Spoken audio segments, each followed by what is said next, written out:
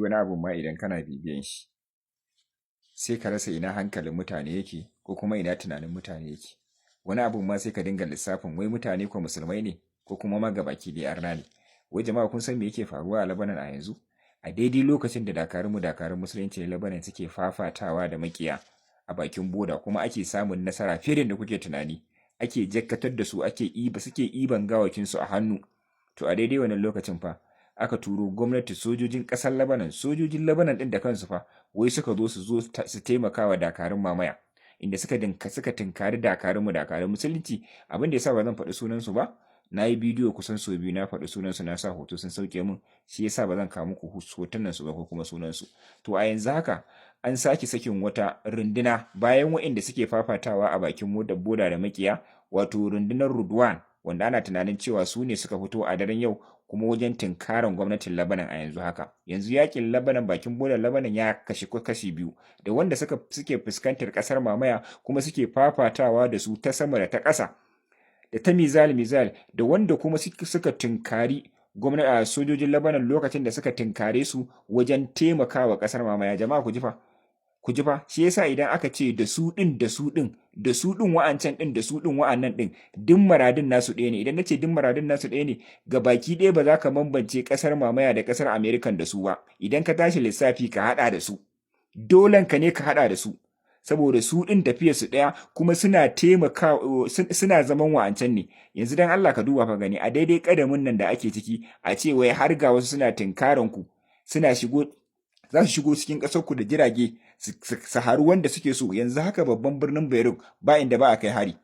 Yanzu ga baki ɗaya Beirut dakarun musulunci ne dakarun Lebanon ne suke a cikin Beirut. Amma gashi nan fa hari suke kai muku, suka kwashe sama da shekara ɗaya suna kutse a cikin ƙasar ku, suna kai manya-manyan hare-hare. Yau lokaci ya zo, lokacin da za a haɗu ga baki ɗaya, ku cire annoba, ku kawar da annoba, ku zauna lafiya. Amma daidai wannan lokacin ku ne wai kuke taimakawa ma, wai wa'anda suke yakan nan tasu kuke kama musu. Sai ka rasa wani irin musulunci mutane suke yi. Ai ko jahili da kiki in dai zai yi sallah kuma zai dinga bibiyan wa'azuzzuka, ya san wannan abu ne wanda bai dace ba.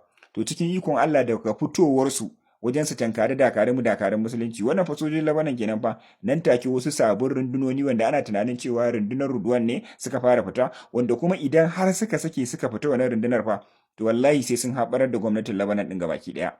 Sai sun haɓarar da ita, saboda ƙarfi ne da su kuma da makamai. To yanzu dai haka ana fafatawa tsakanin dakarunmu na musulunci da kuma sojojin Labanan, kuma a bakin boda ana ta fafatawa, kuma ta sama ma ta ƙasa ana ta yi. Saboda haka a ci gaba da addu'a. Labanan dai, to kun ga irin abin da muke gaya muku kenan a baya, muke cewa shirun da suka yi akwai dalilin da yasa suka yi shiru.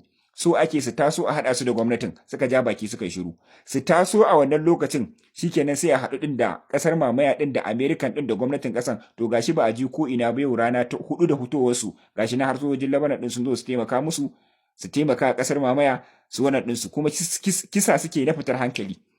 Kisan al'ummar Labanan ɗin suke yi su ƙasar mamaya ɗin na fitar hankali, amma bai zama izina a gare su ba. Yau musulmi ne wai maimakon ya yaƙi bai Yahudi, wai ya kwamace ya zo ya yaƙi dan uwan shi musulmi. To in Allah da za a haɗa da ƙasar mamaya da ku ɗin, in Allah da za ku tafi. Shi yasa a kullum muka tashi ba da labari sai mu ce Allah ya ɗaukaka musulunci ya ƙasƙantar da kafirci. Ya nuna mana kuma munafukan musulmai abu ta kansu. To yanzu dai gashi nan munafukai ɗin sun fara fitowa asalin munafukan nasu, kuma dole ne kai tafiya guri ɗaya. To gashi nan yanzu har dakarun da ake tunanin cewa idan suka fito sun samu nasara, to gashi nan sun fito kuma sun fara tinkaran gwamnatin Labanan din, kuma suna cin nasara sosai a yanzu cikin daren nan. Saboda haka ci gaba da addu'a Allah ya dauka